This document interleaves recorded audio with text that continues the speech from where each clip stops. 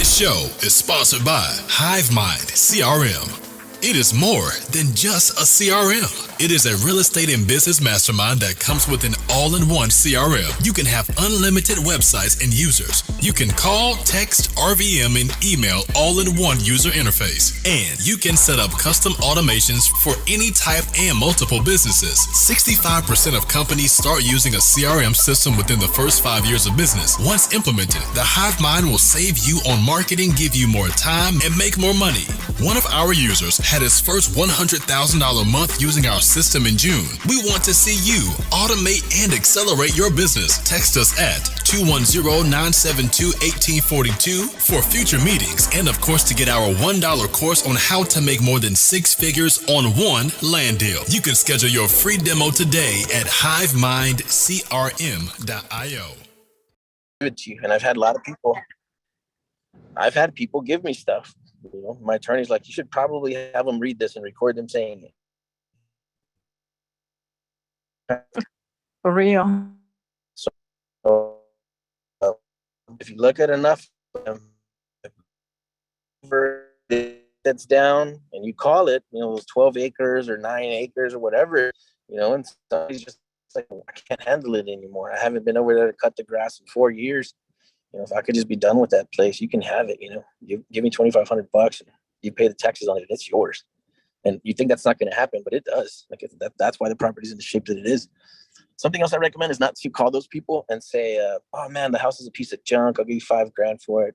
I always talk up the properties because I think all real estate is beautiful, even an old house. You know, that's kind of coming apart. Like it's beautiful, like a painting or something.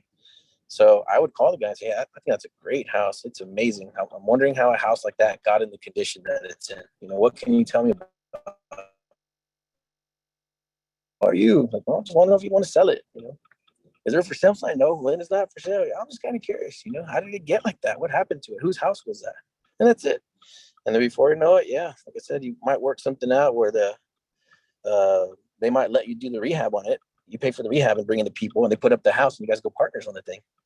You know, there's a million ways for you to profit off of that property. And it's not always where we offer some crap lowball offer and then the seller gets to lose. Like, no, there's plenty of ways to, you got to use the word partnership loosely, but, you know, partner with the sellers and make some magic happen.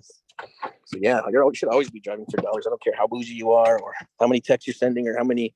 Hey guys, welcome to the Monday night call. We have these calls every single week. They've been running for about a year, maybe a little bit longer. And we talk about real estate. Nothing's off topic. You know, we just kind of just freestyle and vibe, and it's like an open room mastermind. So we don't have a raise your hand round. You just kind of pop in, unmute yourself, and jump in, and we'll be happy to chat about any subject that's real estate, marketing, personal branding, email marketing. I mean, you can go over scripts, problem property titles. You know, we cover anything on this call, just whatever comes to mind. Like I said, you just unmute yourself and hop in. Do we have any new people on the call that have never been on here before?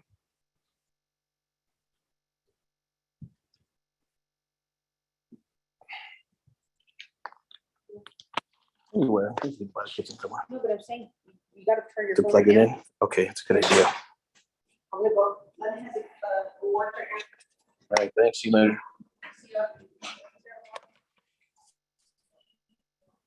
Speaking of people giving you stuff, we picked up a property here in San Antonio off of a text campaign. I guess somebody got hit from a text message from somebody. I don't know if it was inbound or outbound, but somebody contacted us. They said they had a property, and they said, hey, it's listed at $750. And I was like, that's not a deal if it's listed. I was like, just move on to the next one. And then the next thing they said is, hey, they said they just want to get out of a mortgage. So we were like, interesting. Ask them if we can see it tomorrow. And we came over here and we took possession of the house. And we bought it from them. So it's you never know what you're going to get unless you're touching a lot of people. So no matter how you're doing it, however you're marketing, I'm looking at a property right now by Dallas. And I posted on my Facebook stories and my Instagram stories. I said that, you know, anybody is like, if you can pull like 10 to 10,000 acres, send it to me. Somebody sends me a lead, and then I send it to another group by Dallas, and they're talking about an over $1 million assignment fee on that property. And I got the lead just from posting it, you know, on my stories, on Facebook stories, you know, send me a 10,000 acre tract in Texas, you know, so it's worth paying attention to. And like I said, diversifying your marketing efforts. You're always marketing. You're always telling people what you're doing for no reason. And then the people that get annoyed by it will unfollow you. And then the ones that don't unfollow you will make you a lot of money. Does anybody have any questions or anything they would like to cover today? Something they'd like to talk about? A challenge you've been having? Hey, Anthony, I do. Hey, what's up? Can you hear me? Hello.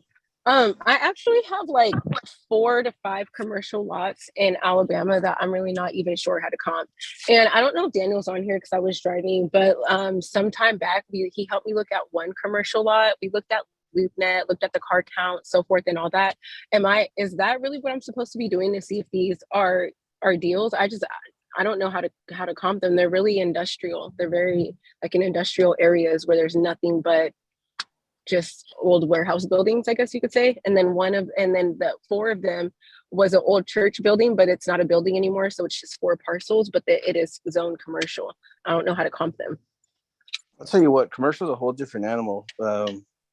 Tyler Epstein's on here. I don't know if he could chat or not, but maybe he might have a better idea. I stick to a lot of farm and ranch and rural stuff, but commercial and industrial and apartment land, that stuff starts to go nuts. I mean, that stuff starts to go by the square foot. So I'm curious, like where this area is, how hot of an area it is, and then we can get a better picture of that. Well, so that's my kind of question is if, because I know not everything is a deal. How do I determine if it even is a hot? I'm gonna be honest, it doesn't really seem like the area from what I'm looking at, but I could be wrong. So that's why I'm trying to gauge if it even is a deal. So if anybody has any advice, I would appreciate it. This is Tyler. I just caught the back half of that. The first place my mind went is you need to figure out the history of it, because phase 1 environmental is going to have to be done if it's industrial.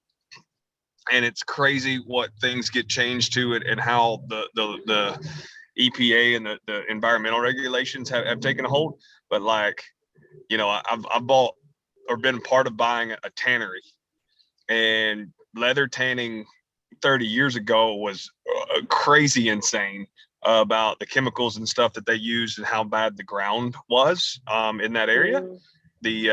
So, you know, you're going to have a lot of hiccups with environmental. So researching what all's been there, and even then you're still going to have to throw a phase 1 in. The other thing is industrial is niche specific, right? Like it's one of those things that you're looking for a unicorn to go in that space most often. And so, you know, you limit the amount of buyers significantly. But at the same time, that is not to say that you can't make a tub full of money on doing it. I'm just saying it's literally a horse of a different color. Same thing, same concept. You're just in a different pool, playing in a different pond, if you will. I don't know if I'm explaining that right. Like it's just completely different. It makes sense. No, it makes sense. It does. So that's the first thing, you know, it's like, okay, what could this be used for? So you can start to try to narrow down the target of who you can look at, of like who needs this space and what business is it, right? Is it a tire shop, or is it going to be, you know, a widget manufacturer? And then the whole leasing on industrial property, it can get pretty complicated. So it requires a lot more due diligence on the front side. So again, it's where is it? Like what city, what state, what's happening there? And then, you know, what are the, what could use it, right? Is it got overhead cranes, or is it just a damned old building that you can park stuff in? What is it? Okay. We're looking at buying one right now. It's an industrial area. Old man has it. He has cars parked in it. He's owned it for 37 years. He's got 42 cars parked in there, bumper to bumper. He bought them because he wanted them, parked them, hadn't driven them. Oh, must be nice. Okay. Yeah, well, I mean, it's one of those things that, like, he's like, yeah, I'll sell it. Like, what are you gonna do with these cars? I don't know. Okay. Like, you know, do you have titles somewhere? Okay, so that's a no. So anyway, I mean, but at the same time, like, you know, it's how we make our money is solving these problems. That, I mean, at the end of the day, the work you put in, that's your true. equity. So, like, everybody's like, well, it's complicated. Yep, the more complicated, the more money you'll make. Okay, that's very true. That's a good point. Okay, I appreciate those starting points where I can at least try to just get a start to where I need to go and see if it's even in a good area. So I appreciate that Yeah. information, Tyler. Well, an industrial doesn't matter. To be honest, like if it's a specialty building, what kind of power does it have? Does it have phase 3 power hook up where you can, 3-phase where you can go in there and like slam a bunch of industrial equipment and power it and run it? Great. Or does it not? Does it have amazing fiber optics run so that you can potentially put an industrial warehouse with servers and shit in it, right? Like all that today is much different than industrial of 1970 where you just needed jackass and a hammer, right? Like so the world's changed with CNC machines and everything else. So that's what kind of power does it have, what kind of water supply, what kind of sewer system, all that matters as well because of a lot of things require high volumes of water usage.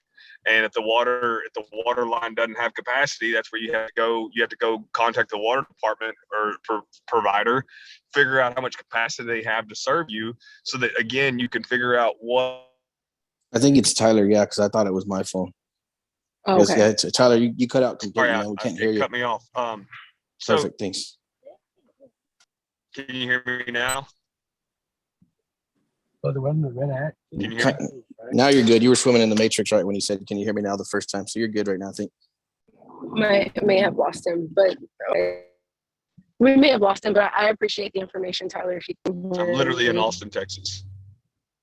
Hey, this is Anthony. I don't know if anybody can hear me or not, but I'm going to make some co-hosts in case my phone dies. Hey, can everybody hear me? Okay, there you go. Now I can hear you. Now we can hear you. Okay, perfect. Yeah, there was kind of a goofy minute right there. I didn't know if it was me that was going out or everybody else or what, so I was confused. So everybody can hear me clearly now? We're all good? Yes, sir. Perfect. Awesome. How you been, Miss Claudette? I'm great. Can't complain. Trying to make this money like y'all. I'm trying to get like you. No, okay. Come on then. I'm excited about this event coming up here. It's getting close. I know that it happens quick when you're planning for an event. We say, no, it's 3 months out, 4 months out, but then the next thing you know, it's next Tuesday. Pretty excited about that. Is anybody in here going to the event in Fort Lauderdale or Florida? The Hive is live. It's our second annual national event in Fort Lauderdale area. So trying to get a light head count. The venue we want only has 125 seats. So I think on our last year's, we were only maybe a 7-month-old company or something. And I think we sold something like 200 or something. What was it, Claudette? 150? It was close to about 150. Maybe Yeah, a little so I more was than thinking, that. Yeah. if we only had 125 seats this year, yeah, then I think it'll sell out quick. So we're trying to figure out who's actually really going. I plan to be there. What are the dates? We're just about to lock it in, but it's going to be like probably last of August, early September. The venue we thought we were going to go with, we changed our mind kind of last minute. So we're seeing what else is available unless we're going to be locked into them. But we're looking for a really beautiful venue, trying to make it something to remember. And I think it's going to be a lot of fun. And then something happens. I didn't notice this until I went to Phoenix one time and met up with a bunch of the Hive people. And something happens when you hang out with the same people for 2 or 3 days in a row. There's a lot of synergy that's created instantly, in 48 hours. And so you can create a lot of synergy. So I really like these national events. They're powerful. If you can at all make it, I definitely would. Yeah, so details to follow.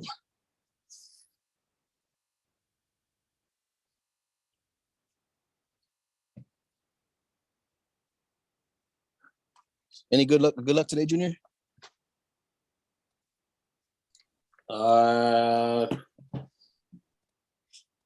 One JV.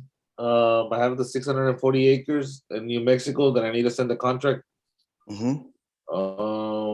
What else?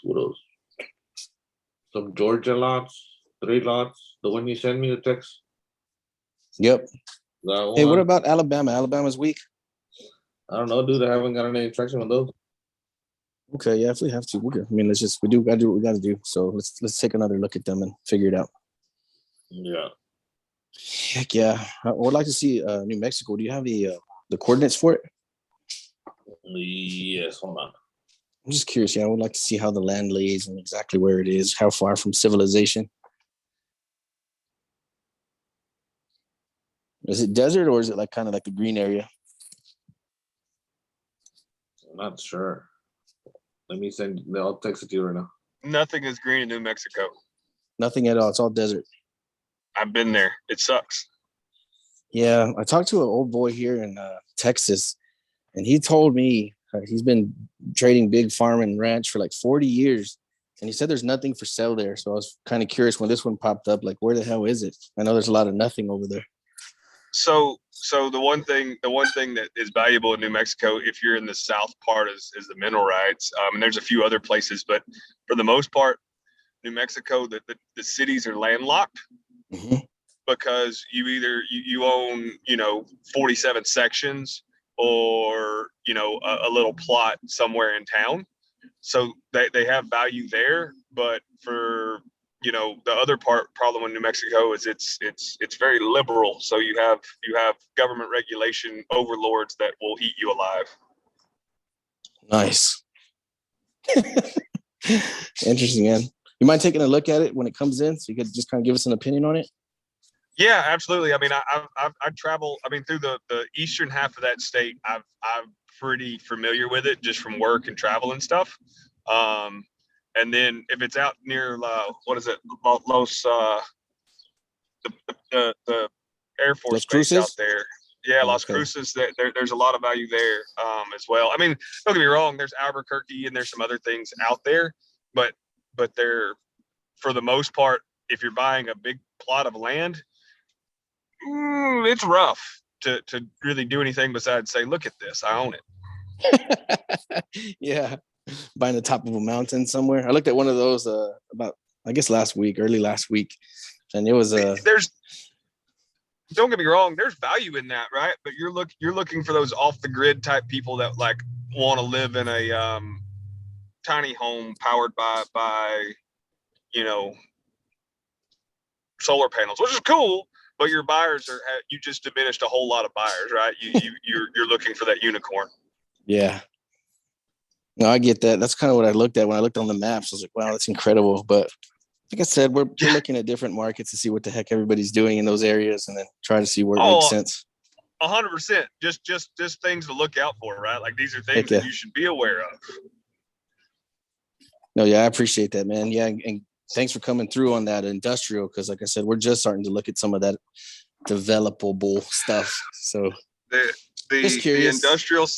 industrial side is it sounds sexy and it is sexy, but you're looking at a 180-day due diligence period. Like there is no 14-day close in industrial, just period. Like if you do that, you're literally rolling the dice, and that's a bad idea. Yeah, I could see that. Yeah, I have one industrial zone, almost 40 acres that I've been looking at for about a year and a half, maybe. And there's a lot of moving parts there. Tons, and then at the same time, like again, it's your interested parties are very sophisticated. They're it's a completely different ball of wax, and then the contracts are you're looking at a 36-page,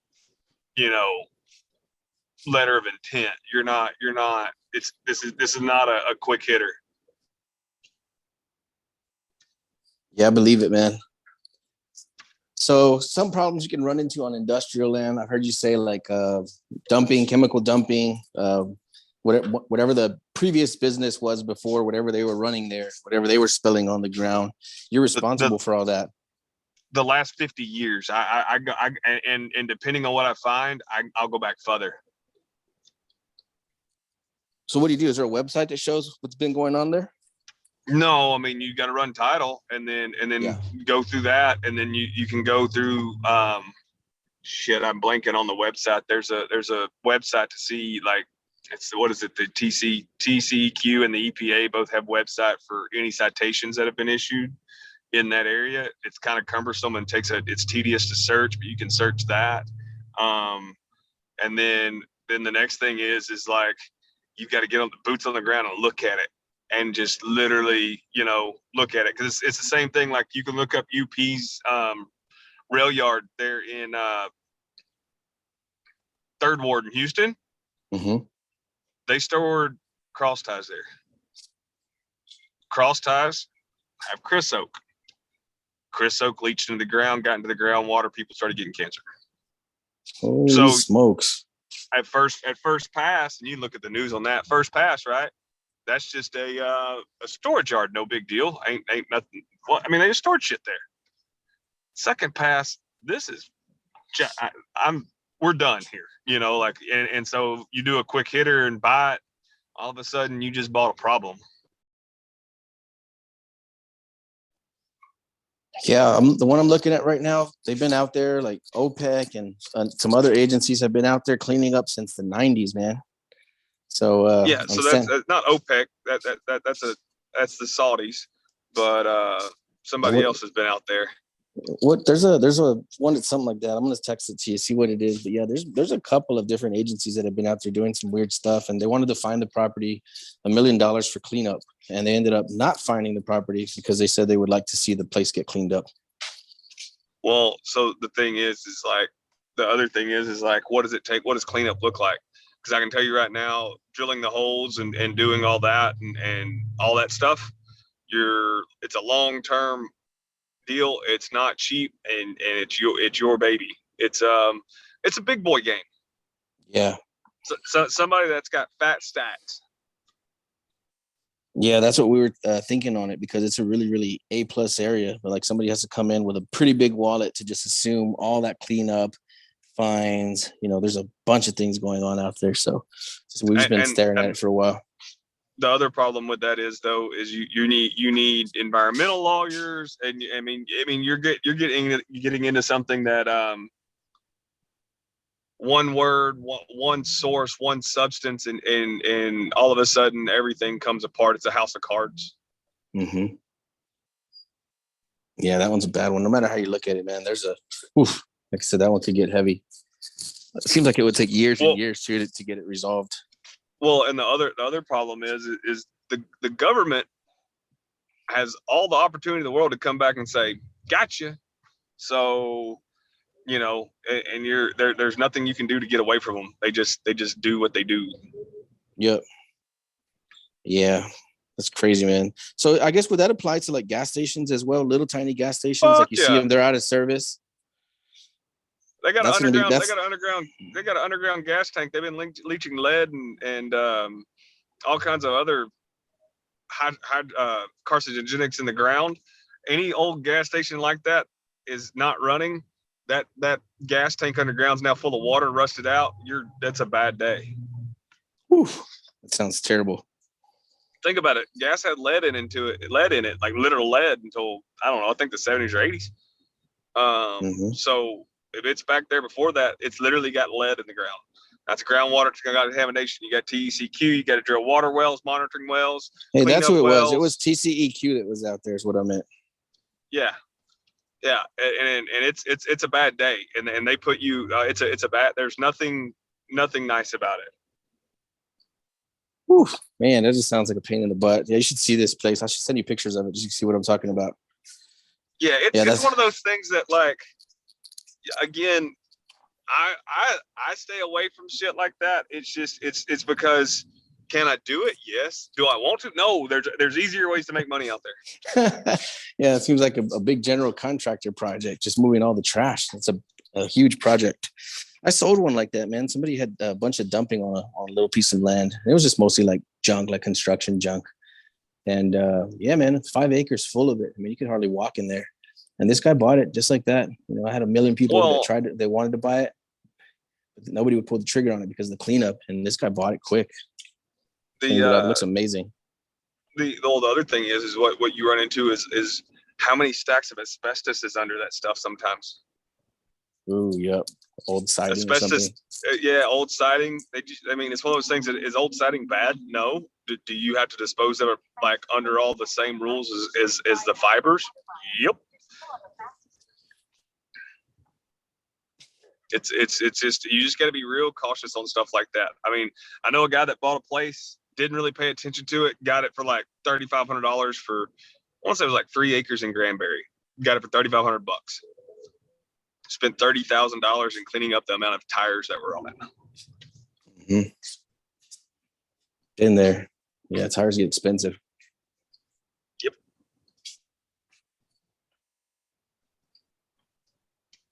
Hey, do you want to talk about subdivides for a little bit? You have time to stay on? Yeah, man. I mean, I'm driving through Austin, so I'm in traffic. I got on. I know it's been a minute since I've been on. I've just been bowed up. So yeah, I can. Much appreciated, man. It looks like you were a hit at Logan's event too. Everybody was happy to see you talk. I don't know how many people were happy, but they got some valuable information about it, right? I messed up some of their games, but I, expecting me not to just hit you with straight facts is a bad idea.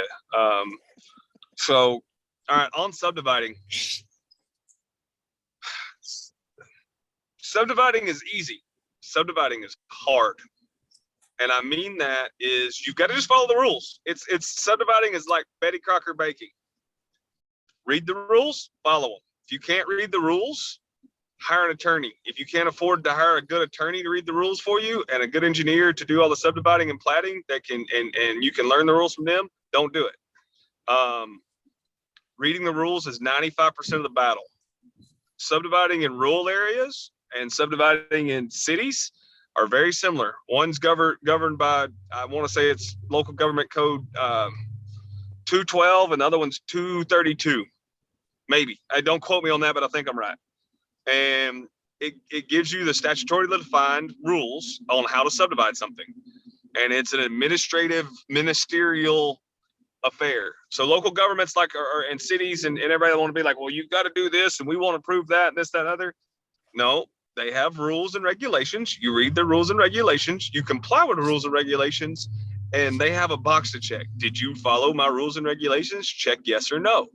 If you did not follow my rules and regulations, you didn't follow rule regulation 1A3C-7 here. And because of that, you need to do A, B, and C. And then once you do A, B, and C, then you submit it again, and they have to say, did you comply with all my rules? Check yes or no. If you comply with all the rules, they check yes. You're now approved and can sell lots out of the subdivision. That it's really that simple. But the hard part is what are the rules and regulations, and do you do everything by the book administratively in a timely fashion and according to the rules? Because if you mess up one area, you didn't comply with my rules. Start over. Right now, the biggest issue I'm running into on subdividing is getting the plats done. It's taken 4 to 6 months where it used to take me, 60 and 90 days. Everybody's. Are you finding that it's taking that long in the city or even out in the county? It depends on the county. I mean, I'm not in super rural areas. I'm in what would be considered tertiary 3 years ago, but is now secondary today. And so the county governments are busy, and you got to get in front of them. And a lot of them have now hired engineers that have to review it. And those engineers, they're not on staff. It's an engineering firm. So not only are you having to hire an engineering firm and a surveyor to do all the work, you have to wait on another engineering firm to say yes. And so it's just slow.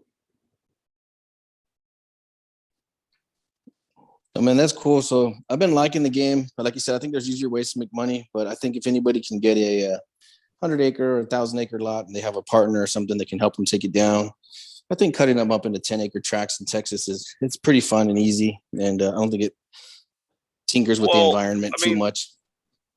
The issue is what you run into is you got to get it subdivided, platted according to the rules. What do the subdivision regulations say in that county? How much does it cost to build a road? I mean, it's one of those things that is it a caliche road or is it a chip and seal road or is it a concrete road? Who determines that? The county does? County subdivision regulations. Okay, and then so somebody can just call down to the local like Bear Nope. County. You ain't gonna call down. They don't tell you shit. You just gotta look them up. They got them listed somewhere. Just find them. They're gonna be a document that's between, depending on the county, between 36 and 200 pages long. Because Okay. they'll tell you, to build a tiny home park, you got to do this. To build this, you got to do this. It's all the rules and regs. And essentially, under the local government code, it prescribes how the process works from start to finish. And then you also have to comply with that code. And then the next thing is you got to also make sure that the fire marshal approves of it, because you can get caught with your pants down. You did everything right, but in the county subdivision regs, it says must be, comply with regulations for safety. Well, the fire marshal comes back and says, we need fire hydrants. You're going to put a lot of houses in that area. We don't have fire hydrants within 2,000 feet of that. That's dangerous for the health and safety and the lives of people. And you're like, okay, but there wasn't fire hydrants over here last year when you can prove that. Neat. Doesn't matter. You lose. Get ready to eat the fire hydrant expense. Mm-hmm. So, and then you're like, okay, well, I can put in fire hydrants. You call the water company and you're like, hey, water company, I need to put the fire hydrants in. They go, cool, we can do that, but we have to upgrade our facilities. It's going to cost us $150K to upgrade the pumps and the water tanks to be able to put enough pressure to supply you with the fire hydrants. So because of that, it's going to cost you another $150. And you're like, I've got to pay for your facility upgrades? Yes. Yes, Yep. you do. Amen to that.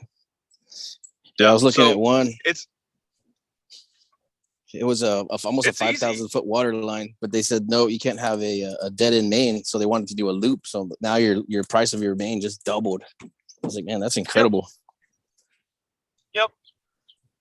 You got to be careful. I mean, there's a lot that goes into it. There's a reason that these things generally have 180-day due diligence period with a option to extend for an extra 90 before any more option money or earnest money is necessary.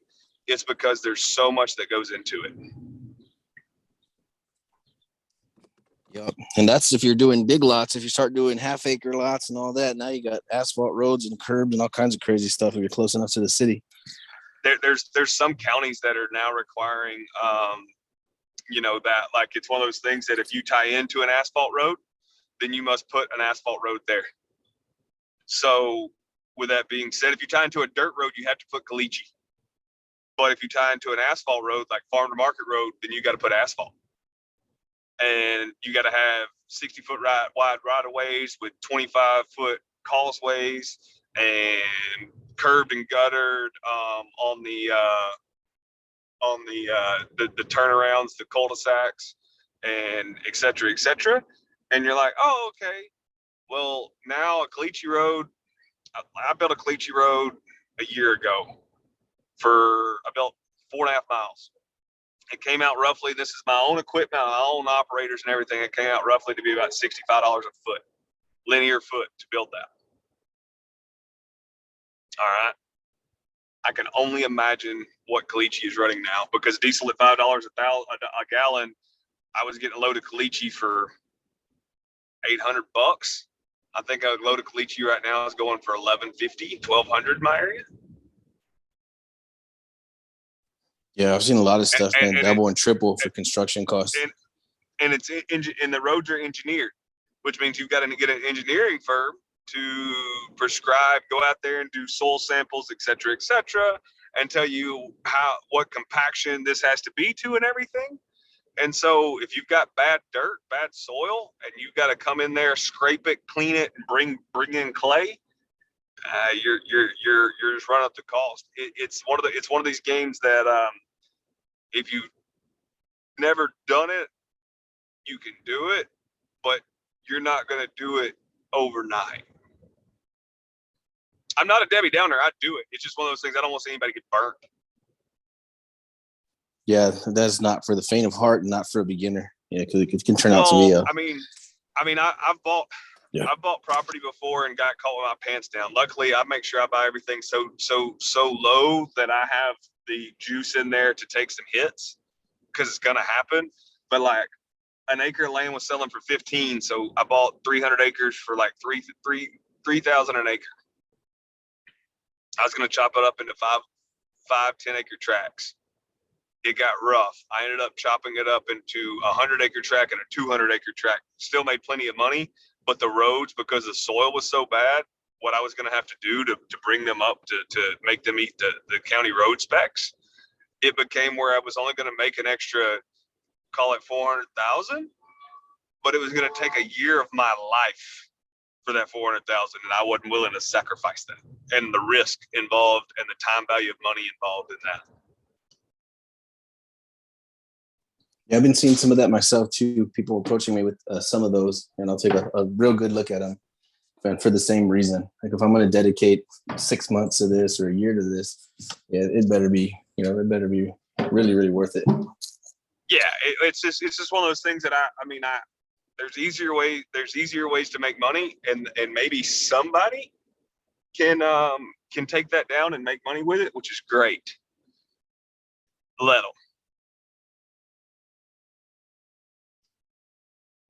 Let somebody else make money. Make your money go to the house, go somewhere else. Let the person that has the support staff, if you will, take that down and make money. There's a reason, like D.R. Horton Homes in just their San Antonio division has 40 people on staff that does nothing but land entitlements and engineering.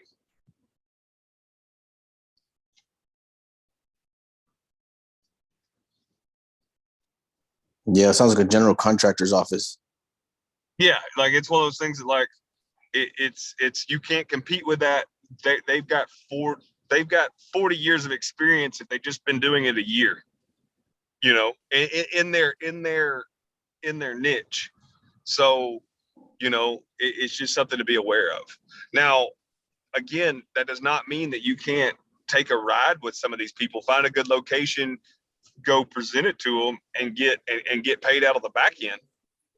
But the upfront contract, when you contract on something that you think is going to go into that, it's not a T-Rec, you know, farm and ranch contract. It's a 36-page land development contract. Yeah, and we all know how fun that can get. Well, Yeah. I mean, the biggest thing about that is I tell everybody, you need to know what's in that contract, because you're fixing to have to convince somebody that it's good for them to sign it. You know, and I mean, I can give you the rule of thumb. The rule of thumb is if it's going to sell for fully developed, if it'll sell for $10,000 an acre, you need to be buying at 2 or less, 2,000 acre or less. 20% is like maximum allowable offer.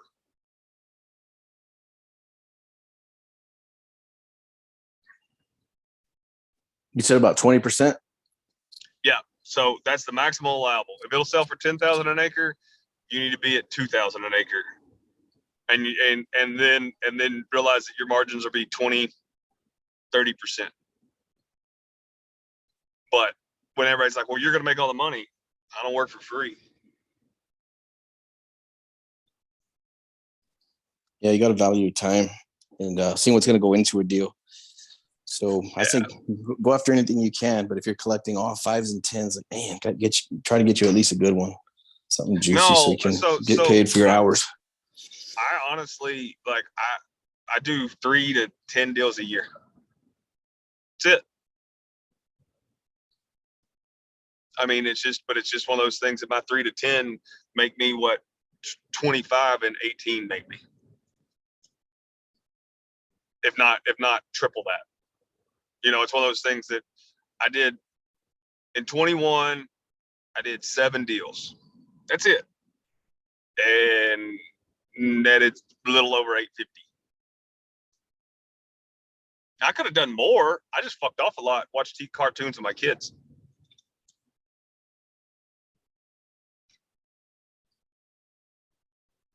What kind of deals do you look for? So it sounds like it's a very specific deal. I started there my first couple of years. I was doing super low volume, and bigger tickets. And then just now I'm starting to scale a little bit, but I'm going to avoid the just the super small ones. And I don't think anybody that's new should do that, but just a preference. Yeah, I don't want to be on the kind of on the hamster wheel. I want to have a couple of big ones in the pipe, and I'm comfortable doing them too. Yeah. Everybody that's starting out, I don't think you should try to take down some of these bigger deals that we're talking about until you've done at least 4 or 5 of the smaller ones, so that you at least know the process from start to finish pretty well, because it changes. I mean, every time I go through title underwriting, I learn something new every time. And it's one of those things that, like, I studied land title and I still go, didn't know you could do that. I don't know how that happened, So at least learning that. I focus on really, really big problems that are going to take lawyers and 6 months to 2 years to figure out. Like, I've got 5 projects that won't finish until middle or end of 23. Like, I've got a 10-acre ghost track that I'm working on right now, and I'm having to run title and land on it and everything all the way back to patent, because I don't think the state of Texas, and I think there was a gap in the surveys from the state of Texas. So this lady claims that she owns this 11 acres with this house on it. The problem is she bought it 30 years ago. The problem is when you go back and you run and put together the abstracts, they don't fit together. That 10 acres is just missing. And so we don't think that while she bought it, the person that sold it to her didn't own it. The state of Texas still owns it. I've got roughly, I bought it. I've got roughly $45,000 in surveying cost on that one. And she's not even the owner? Well, I own it now, but I don't think, I'm gonna have to go back and get it repatented from the General Land Office is what we're thinking. Like, I'm gonna get a patent issued from the General Land Office where they're gonna issue me the patent to the land. So, like, when you're looking at an abstract and it's like, hi, this is abstract, the Augusta Pierre abstract from 1837, I'm going to have the Epstein abstract from 2023. That's pretty cool, man. Why did you have to do that? Just because you broken chain of title and No, being government owned? No, it's one of those. Well, you can't adversely possess state-owned property. And then when I called my surveyor and I had him survey it, I noticed, like, he was taking longer. Normally, when I call my surveyor, I get a survey back. I don't care if it's 3 acres or 270 within a week or 2. And I called him and I was like, man, it's been 2 weeks. What are you doing? And he's like, we have a problem. And he was like, listen, what do we need to do here? Like, I think that you found a gap in the abstracts. And so with that being said, like, we're just researching it. It's one of those things that, like, my surveyor hadn't charged me anything, but the bill's running. Like, I'm gonna have to pay when we fix it up. But it's one of those things that we're just grinding it out. Because surveyors have to go off of something, so they tie into a known point. Who's got a kid in the background?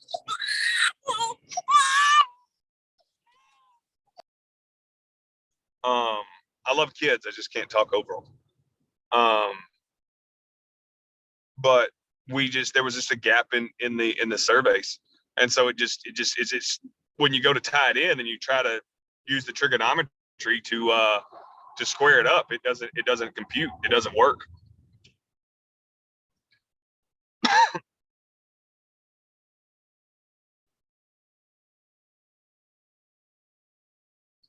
I lose everybody again. Oh, I was muted. I asked the question. I said, why does everything get thrown off? Because somebody's pen was wrong somewhere in history. And if you're trying to use that as your starting point, then it throws everything off. Yeah, well, it's one of those things that it's a puzzle piece, right? Every piece of land is just a puzzle piece. So you go in there and you're trying to make the puzzle work. Well, used to everybody stepped over everything with chains and line of sight, but now the GPS is so much more accurate. You could get away. Surveyors back in the day would duff some things pretty hard. Like there's some counties in Texas that, like, I can tell you right now, I don't care what you're buying, unless it's the courthouse square, the survey's wrong because that guy was drunk. You know, because used to you had one surveying company per town. Like, I mean, that was it. It was the local surveyor. Yeah, WA, he's a good guy. He surveys shit. Now GPS, all of a sudden you're trying to recreate it, and you just can't plug that puzzle piece in anymore. And when that happens, the just like title has rules of how the title works, surveyors have prescribed rules they have to follow. And so if they can't make a survey work, they have to follow their guidelines to correct the issue. And it's like a string on a wool shirt, right? You start pulling on it, next thing you know, it just keeps fucking coming.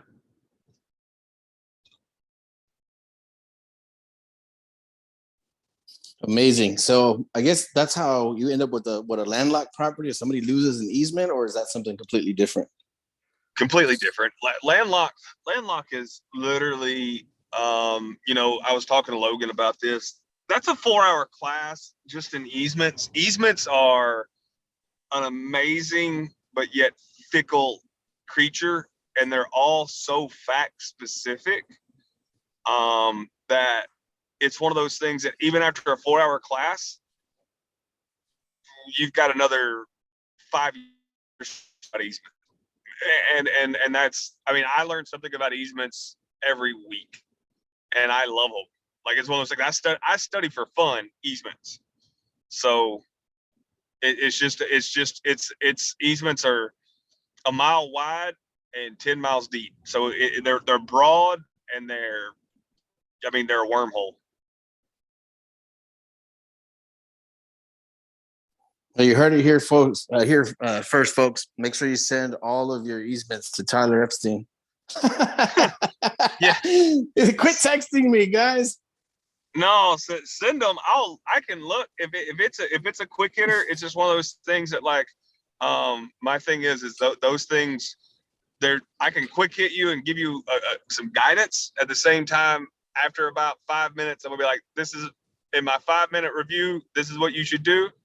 After that, you're gonna need to hire somebody or you know, do something else, because they're so fact specific that you're looking at 5-6 hours of research to get started.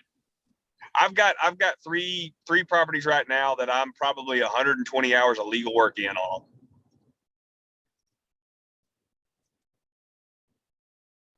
Yeah, that's amazing, man. That's why whenever somebody says, "Hey, I have a landlocked property lead," it's like, how juicy does it look from where you're standing? First things first, because yeah, you could be asking to open up a big can of worms, or at least a large investment of time. It's guaranteed to be a large investment of time. I would say 60-70% of the time, because every single one can be fixed, possibly. In theory.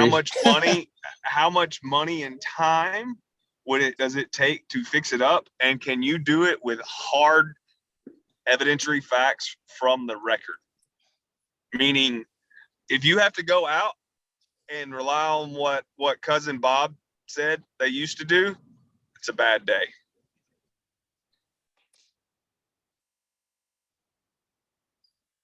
Like, you need records from the courthouse, you need records from the general land office, you need surveying experts. I mean, I've got one of them where I've read the surveys enough that I can read the meets and bounds that they have calls. Before GPS, every surveyor would put calls in the survey, like 240 varas to a road, cross said road, 400 varas to, you know, the corner.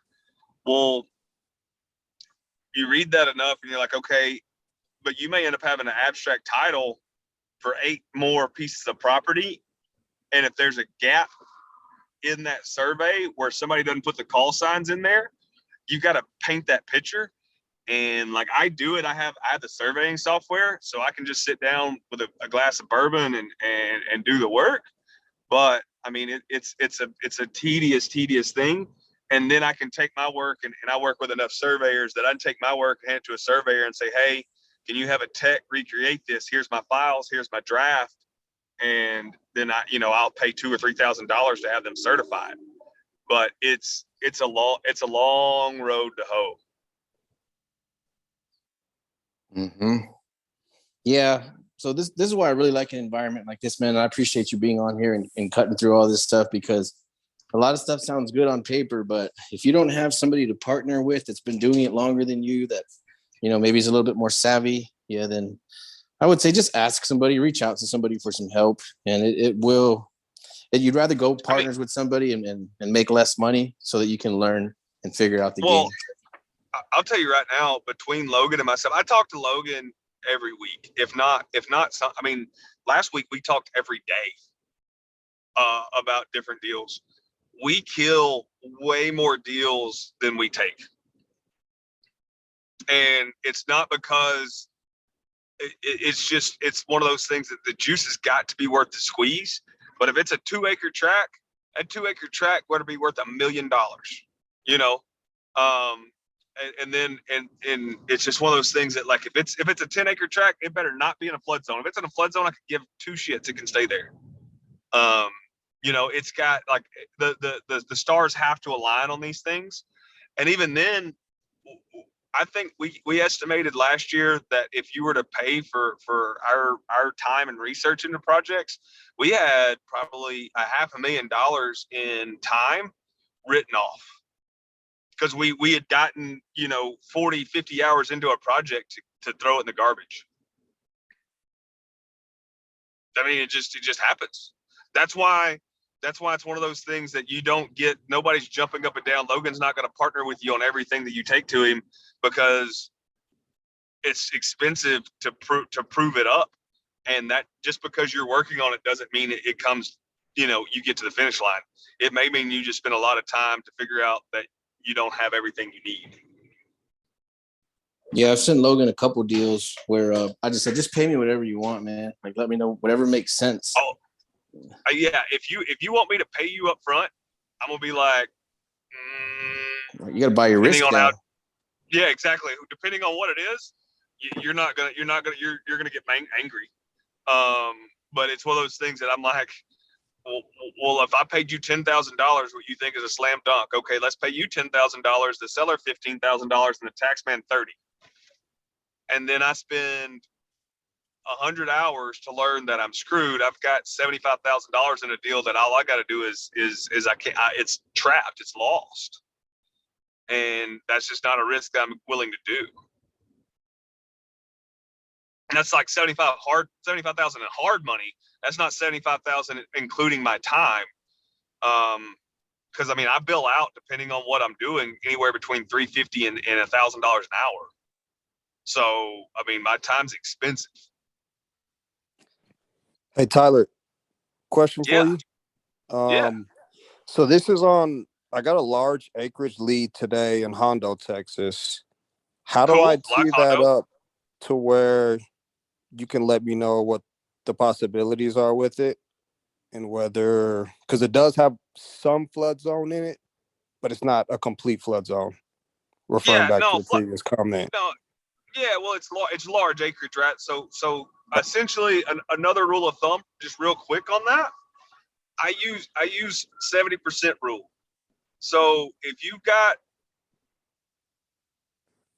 30 acres, not 30 acres, 100 acres, 30% of it off the bat is going to be used in entitlements, meaning road utility easements and setbacks for building lines and stuff. But the setbacks don't really count, but it's just throw it in there. And then floodways and drainage and stuff, right? So 30%. if you're buying 100 acres, 70 acres are developable, period. And it varies some, but it's a good rule of thumb that you can do real fast on your calculator to figure out like how many acres you're going to be able to buy and then sell. because you're going to eat the other 30. That's just, I mean, it's one of those things that you might be able to sell some of them, but a conservative approach is like, I bought that 30 and it's just now a public park. It's a park for the community. The other thing is, how much road frontage does it have? Does it have any access to utilities? You know, I love Hondo, and Hondo's a growing area for whatever reason. I don't know, but it is. We love our town. Don't drive like hell through it. That's a street. That's a sign in Hondo. Just okay. Sorry, it's a joke. But the deal there is like, does it have water? Does it have, you know, what's the septic regulations out there, right? Because that ground, I'm not familiar with that ground, but I know it's got rocks and stuff in places out there because it's starting to get into the Davis Mountain areas. So like, what kind of septic system do you have to put in? Because you need to, that all factors into what you can sell it per acre. You know, because there's a reason in Houston you can sell a quarter acre for $50,000, but you don't have to put a septic or a water well in. You can't sell, you know, a water well in Hondo may cost you $27,000.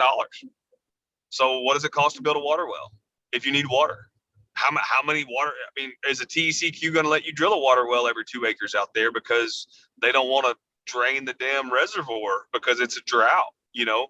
So, I mean, again, these are all things I know I can hear myself sounding like a Debbie Downer. That's not it. It's just the due diligence you need to do so you know how to chop it up. Because it may be that you can't do 2 acres, you got to do 10 acres. Right. Okay.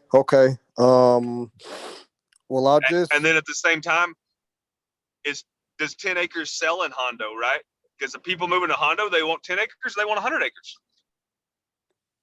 Okay. Right. The demographic of people going out there. Who's our buyer? Exactly. Yeah, exactly. Yeah.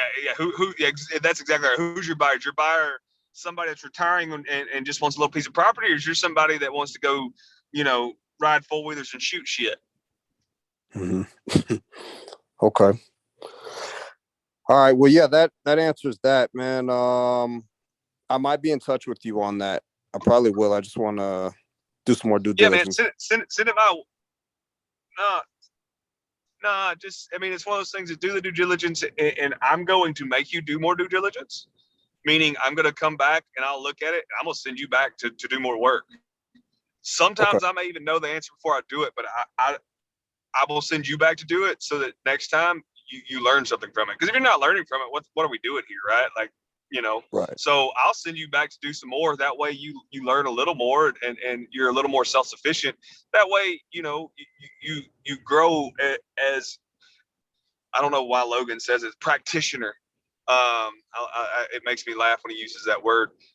So if you're going to be a practitioner of real estate, if you will, you need to develop your skill set. So I'm going to send you back to do some stuff so you can learn to do it yourself. You need, like, I have a thing that you need to learn. If you're not learning, then, you know, you can't grow. And if you can't grow, then you can't survive. Well said, for sure. And at the same time, there's so many deals out there that I don't have competition. There's not one person that's competition with me because there's so many deals out there. I'll just go find another one. Like the shortage is in the mindset, not the deals. There's no such thing as competition. Like I've had people tell me that, well, you're just afraid of competition. Not afraid of competition. There's nobody has enough money on this phone call to buy all the deals that I can find in a month.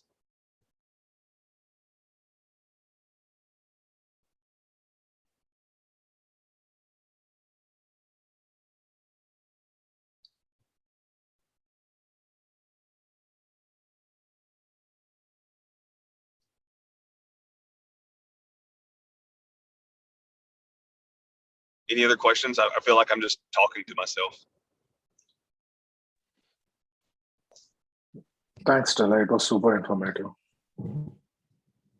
Hey, can you hear me? Yeah. Yeah, so I was wondering, have you ever rezoned like some lots like you're talking about? Yes. And how, you know, I know it has to go through all the city council and all that, but is it worth, you know, from having experience? Yes, so it is worth it. Rezoning is fun. rezoning is political, and you have to be a pretty politically savvy in the city that you're in, and to know what they will and won't accept. And rezoning is not an ministerial job. It is up to the city council they have discretion. Now they have to let you do something. So like I have a lot that's agricultural pre-development. They cannot keep me from rezoning that property, but they can keep me from rezoning that into a strip club, right?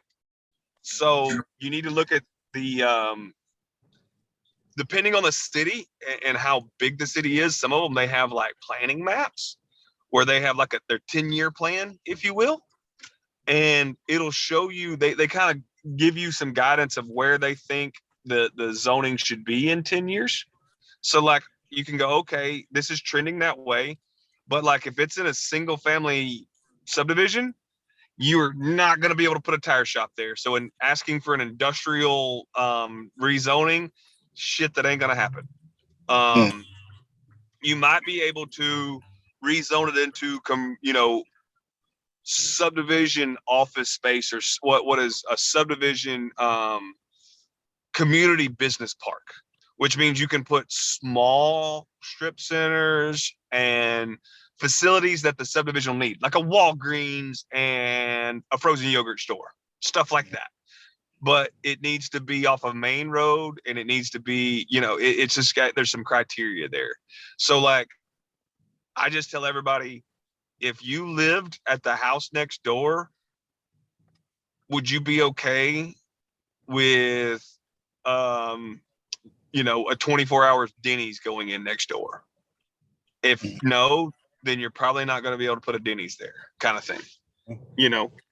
At the same time, if you live next door, would a small business park with a dentist office and a kung fu place and for the kids and a Walgreens, would that go there? Then yeah, you can rezone it. And you got to look at what's available around it too. Like when I say that, like if there's plenty of other businesses around, they're not going to let you put more businesses in. They don't want to turn a subdivision, a neighborhood, into a commercial area. One last thing, be aware of, depending on where you're at, historical districts. You can get real screwed, blued, and tattooed with the wrong historical designation. Sure, appreciate it, bud. Yeah, man. Tyler, I heard about people being able to remove a flood zone from a property. Does that make sense? Or you can. So depending on how low it is, if it's 2 or 3 or 4 foot low, and you can go out there and get an elevation survey from a surveyor, that they normally charge like $300 or $400 to go out there and shoot 3 or 4 points and get you an elevation cert. And then you can go through, I forget the name of it off the top of my head, FEMA, and okay, FEMA, you say in this area it has to be 214 feet above sea level to not be in the flood zone. Well, here's my elevation shots, and 3/4 of this property are at 214 and a half, and the other 1/3 is below 214. I want to remove this 2/3 from the floodplain or the floodway. And they're going to say, okay. And they'll grant you your deal and rezone it. It takes anywhere, you're dealing with the United States government. I'm in a hurry, but 3 to 6 months, you should be good to go. okay, cool. I saw it on YouTube. Figure out that by you. Thanks. Yeah, it's a lot of this stuff is just, they're just procedure, right? Like a lot of this stuff is procedural. Like it's like, do the facts point that you have the ability to do it? If so, follow the prescribed rules, and they will grant you your wish. It's just, You know, there's no quick, easy, or shortcut to it. You just have to follow the rules. Okay, interesting. And just for the group's knowledge, there's a company that does that for you, and they'll go to the property for free to let you know if they can take that flood zone off or not. I did not know that. I've always had a surveyor shoot shots. That's new. Yeah. Cool. But yeah, thanks again. Appreciate that, Tyler. Yeah, man. Hey, Tyler, I got a question for you. Go for it. All right, super. So tiny homes are becoming extremely popular because of the cost of housing. And I live in a small town, about 11,000 folks, and man, they hate the thought of tiny homes coming in. But man, they look 1,000 times better than the 1965 trailers with tarps on the roofs that are grandfathered in. So I was just wondering if you've had any experience with rezoning for tiny homes, or this is kind of a new niche that's popping up. So what you have there is not my backyard, and you have small-minded people not understanding how to fix problems. You're like, oh. So the issue there is that is an administrative issue that they have the complete ability to tell you no, and you don't have the ability to argue with them. So rezoning it for a tiny home community, meh. Now, platting it out and getting it done, but not having restrictions against tiny homes. And if they don't have specific restrictions of no tiny homes, they just don't have tiny home developments. Unless the city has minimum square footage of a house single built, family home, which right. Yeah. So a tiny home is a single family home. So you can subdivide something if it's subdividable, not put any restrictions on it, and then bring your own tiny homes in. Okay. Yeah. So like a lot of the HOAs out here, I mean, we're out in the sticks. We're out in the Pikes Peak National Forest here, and they've got homeowner associations pretty well to protect the property from people dumping tires and trashing it, things like that. But they also have a minimum square foot of like 400 square foot, and modulars are okay, mobiles are not. So tiny homes kind of fall in that, we can bring it in on a trailer, but set it on a foundation, That's right. Yeah, and so that's a brings a valid point. Words matter. So what do the words on the paper say? Not what do you think they say? What do they actually say? Do they say, so just follow the rules. And again, follow them strictly. There is no shortcut to this. Follow the rules. All right, super. Hey man, you've been just a deep pool of knowledge, man. Thank you so much. Don't boast my ego. My head's big enough. I can't wait to get to the point where I can do just 5 or 7 deals in a year and make that kind of bread, man. That's impressive, brother. It takes the thing is anybody can do it as long as you're willing to put in the effort and the time to learn it. And I say that there is no easy way to do this. There is one way, and that is to spend the time to learn it. And if what you don't know, pay for it. Right on, man. That's where I'm at right now. I just joined up with John Alexander, and I'm looking forward to getting started on that. So he's the land mogul, John's been there and done that. I mean, he's got a history to it. Very smart guy. But it's one of those things that it's one of those things that learn from him, because he can tell you what not to do. Right on, man. Well, hey, thanks so much. I'm going to cut out. Take care. Yes, sir. I got time for one more question if anybody is eager, and then I've got to step off as well. Yeah, man, we appreciate you spending so much time with us, dude. That was awesome. Yeah, I learned a lot today, and I like playing defense and thinking about what could go wrong instead of the rest of it. So you want to make sure that you're conscientious of those things. The guru will make it sound like it's all butterflies and rainbows, but there's a process to this stuff, and it does take a wealth of knowledge. So yeah, this call went over about 16 minutes. So yeah, we'll take one more question for Tyler, and then we'll go ahead and call it a night. If anybody has one, unmute yourself and hop on in. Well, Tyler, I'm gonna do. I guess I'll have the last question if nobody else does, or just something that we could talk about at a future time. But I want to learn more about modifying or figuring out what to do with those flood properties, man. Because if it's in a 100-year floodplain, I've heard you have to get like a permit that's like $100,000 just to even start breaking ground out there if you wanted to build a structure. So, is that real quick? Well, it depends on the rules where you're at. Everybody has different rules, but like you got to realize too, in flood zones, FEMA has redone their insurance for their flood insurance, and my house that I bought a flood house that flooded in Harvey, right? I got it super cheap, lived in it. It just got remodeled. Nobody bought it for a year. I bought it, lived in it 2 years, and sold it. My flood insurance was like $1,400 a year for a $400,000 house. It was cheap. This year, flood insurance is $4,700 for that same house. So like you're looking at a major expense that goes into that real quick.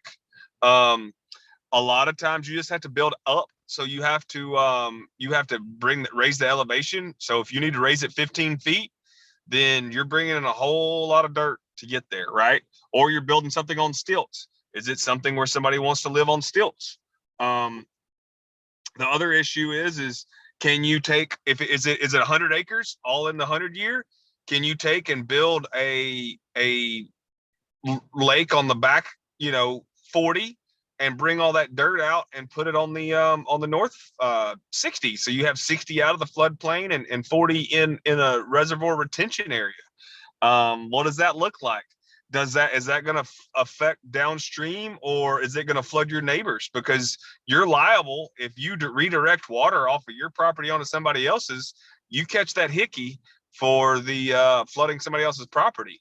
So got to be careful. Yeah, that's amazing, man. That's something I'm really interested in because I'm coming across a lot of these big farms and ranches, 400 acres. And yeah, there's 300 acres in the floodplain, but there's a river back there. So I'm like, I think some of these are worth taking another look at. A lot of people throw those right in the trash, and I'm starting to get attached to them. Well, it's one of those things that you're looking for, that's how I make money, is looking for money that nobody else can see. So what I would say is like, just got to research, like, and the other thing is you're dealing with TECQ on that because the state owns the waterways and the EPA as well. So it can be done, but it's not cheap. Yeah, we're honestly, we're taking a good look at it. We're doing a bunch of research on it. We're talking to the seller. He needs the help. So we're just trying to come up with a solution. We haven't seen a path forward or picked the path forward, but yeah, like I said, again, it's just one of those things that like the one thing is I don't want to be a Debbie Downer. Anything can be done. You got enough money, you can go to the moon now. I promise you. Just call Elon, be like, I got 300 million. I want to go to the moon. He'd be like, sure. You're seat number 2. Yeah.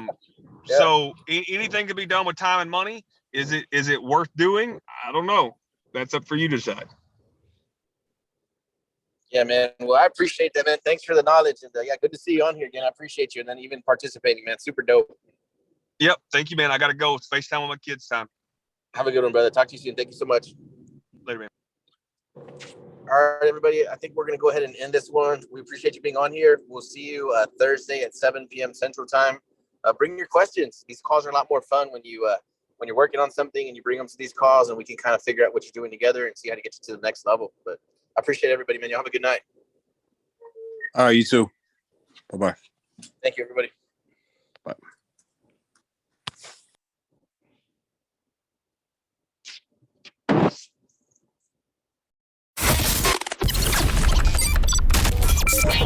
The show is sponsored by The List Guys.